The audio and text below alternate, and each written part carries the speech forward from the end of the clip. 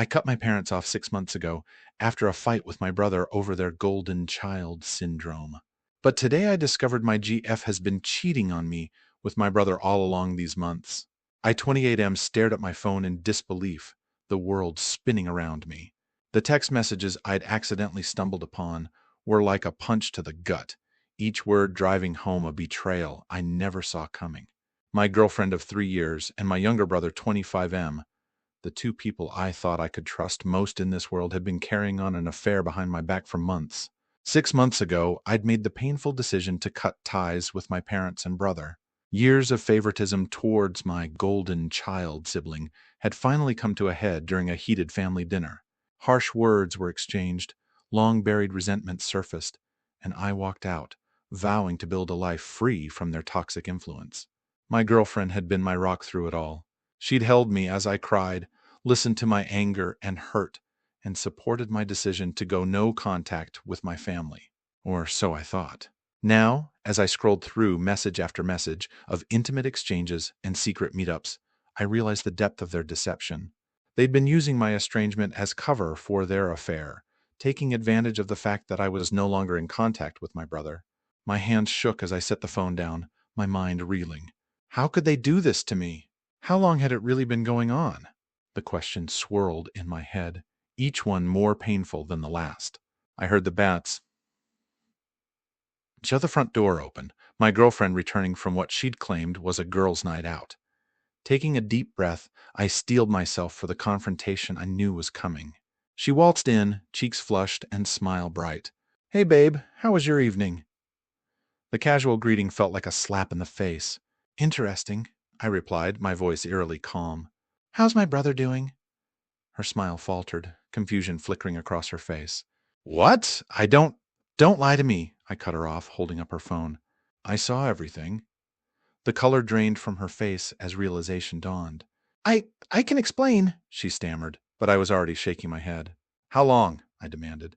"How long have you been sleeping with my brother?" Tears welled in her eyes. It just happened," she whispered. "After you cut off your family, he reached out to me. He was worried about you, and we started talking, and then you decided to betray me in the worst possible way," I finished for her, my voice thick with disgust. What followed was a blur of tears, accusations, and half-hearted excuses. She claimed it wasn't planned, that she still loved me, that she was confused. But with each word, my resolve hardened. "Get out," I said finally, cutting off her latest plea. "Pack your things and leave. We're done." As she scrambled to gather her belongings, sobbing all the while, I felt a strange sense of numbness wash over me. It was as if I'd used up all my emotions in the past 6 months, leaving nothing but a hollow ache in my chest. Once she was gone, I sank onto the couch, my mind racing. The betrayal of my girlfriend was bad enough, but my own brother? The same brother I'd grown up with, shared secrets with, and despite our recent falling out, still loved deep down. In a moment of weakness, I found myself dialing a number I'd sworn I'd never call again. It rang twice before a familiar voice answered. "Hello?" My mother's tone was cautious, hopeful. "Mom," I choked out, surprising myself with the emotion in my voice. I need to talk to Dad. It's about—" I couldn't finish the sentence, but I didn't need to. Within moments, I heard my father's gruff voice on the line. "Son, what's wrong?" And just like that, the dam broke. I poured out the whole sordid tale, my words tumbling over each other in a rush to be free. My parents listened in shocked silence, only interrupting to ask for clarification or to murmur words of sympathy. When I finished, there was a long pause. Then my father spoke, his voice heavy with emotion. "I'm so sorry, son. This is unforgivable. Your brother, he trailed off, seemingly at a loss for words. My mother's voice came through next, thick with tears. "We had no idea. Oh, sweetheart. I wish we could be there with you right now." It was strange, hearing such unconditional support from the very people I'd been avoiding for months. Part of me wanted to lash out, to remind them of all the times they'd taken my brother's side over mine. But I was too drained, too raw to summon the energy for anger. "I don't know what to do," I admitted, hating how small my voice sounded. "I feel so lost." There was a moment of silence, then my father cleared his throat. "Come home," he said softly. "Just for a few days. Let us help you through this." Under normal circumstances, I would have refused. But in that moment, feeling more alone than I ever had in my life, the offer was too tempting to resist. "Okay," I whispered. "I'll come." The drive to my childhood home the next day was surreal. As I pulled into the driveway, I half expected to wake up and find this had all been a bizarre dream. But then, the front door opened, and there stood my parents, looking older and more uncertain than I remembered. For a moment, we all just stared at each other. Then my mother rushed forward, enveloping me in a hug that smelled of home and childhood and safety. I stiffened at first, years of hurt and resentment warring with my need for comfort. But as she held on, murmuring soothing words, I felt myself begin to crumble. My father joined the embrace, his strong arms encircling both of us. And there, in the driveway of the home I'd sworn never to return to, I broke down and wept. The days that followed were a strange mix of painful conversations and tentative reconciliation. My parents, shaken by my brother's betrayal, seemed to be seeing our family dynamic in a new light. They listened, really listened, as I poured out years of pent-up hurt and frustration over their favoritism. "We never meant to make you feel less loved," my mother said tearfully one evening. We thought your brother needed more support because he struggled more, but we see now how wrong we were, how much we hurt you in the process."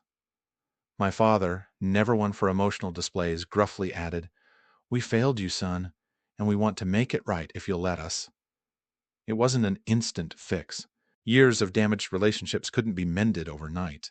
But it was a start, a foundation we could build on. As for my brother, he was conspicuously absent. My parents had apparently confronted him after my call, and he'd stormed out, unwilling to face the consequences of his actions. Part of me was relieved. I wasn't ready to see him yet. The other part ached for the closeness we'd once shared, now irrevocably shattered. A week into my stay, as I was helping my mother with dinner, my phone buzzed with a text. It was from my ex-girlfriend, begging for another chance, claiming she'd made a terrible mistake. I stared at the message, a whirlwind of emotions churning inside me. "Everything okay?" my mother asked, noticing my distress. I hesitated, then showed her the message. She read it, her expression darkening. "Oh, sweetheart," she sighed. "What are you thinking?" I shook my head, surprising myself with the certainty in my voice. "I'm thinking it's time to block her number. I deserve better than this." My mother's eyes welled with tears, but she was smiling. "Yes, you do," she said firmly. "I'm so proud of you." That night, as I lay in my old bedroom, I reflected on the bizarre turn my life had taken. 6 months ago, I'd cut off all contact with my family, convinced they were the source of all my problems. Now, here I was, finding solace in their support, while dealing with a betrayal I never saw coming. Life, I realized, was rarely as black and white as we'd like it to be. People we trust can let us down spectacularly, while those we've written off can surprise us with their capacity for change and growth. As the weeks passed, I slowly began to rebuild my life. I threw myself into work, started therapy to deal with the trauma of the betrayal, and even tentatively began to socialize again. My parents, true to their word, made consistent efforts to support me while respecting my boundaries. 3 months after that fateful discovery, I received a letter from my brother. My hands shook as I opened it, unsure of what to expect. Inside was a long, rambling apology. He spoke of jealousy, of feeling like he could never measure up to me despite our parents' favoritism, of using the affair as a way to finally win at something. It was a pathetic justification, and it did little to heal the wound of his betrayal. But as I read his words, I felt the first stirrings of pity.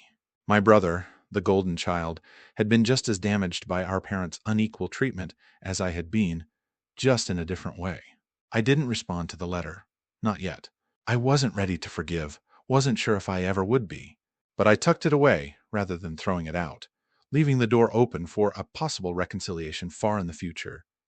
As for my ex-girlfriend, I heard through mutual friends that she'd moved to another city, apparently unable to face the fallout of her actions. Good riddance, I thought, though the pain of her betrayal still stung. 6 months to the day after discovering the affair, I found myself back in my parents' house for Sunday dinner. It wasn't perfect. There were still moments of tension, old habits that needed to be unlearned. But as I looked around the table at my parents, both trying so hard to make amends, I felt a sense of peace I hadn't experienced in years. I've been thinking, I said, breaking a comfortable silence. I'm going to sell my apartment. It holds too many bad memories now. My parents exchanged a glance. Do you know where you want to move? My father asked cautiously. I took a deep breath. Actually, I was wondering if I could stay here for a while, just until I figure things out. The joy that lit up their faces was almost overwhelming. Of course, my mother said, reaching out to squeeze my hand. This is your home for as long as you need it. As we continued our meal, talking and laughing in a way we hadn't in years, I marveled at the strange journey that had brought me here. 6 months ago, I thought I knew exactly who my enemies and allies were. I'd been so wrong. Life, I was learning, was about second chances, not just for others, but for ourselves. It was about the courage to walk away from toxic relationships even when they're with people we love. And sometimes it was about finding the strength to rebuild bridges we thought were permanently burned. I didn't know what the future held. My brother's betrayal still weighed heavily on my heart, and the pain of my ex-girlfriend's infidelity was far from healed. But for the first time in a long time, I felt hope. Hope for healthier relationships, hope for a family dynamic built on mutual respect and understanding, and most importantly, hope for myself.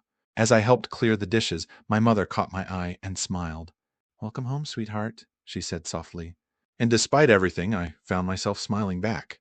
It wasn't the home I'd left 6 months ago, and I wasn't the same person who'd walked out that door. But maybe, just maybe, this new version of both could be even better.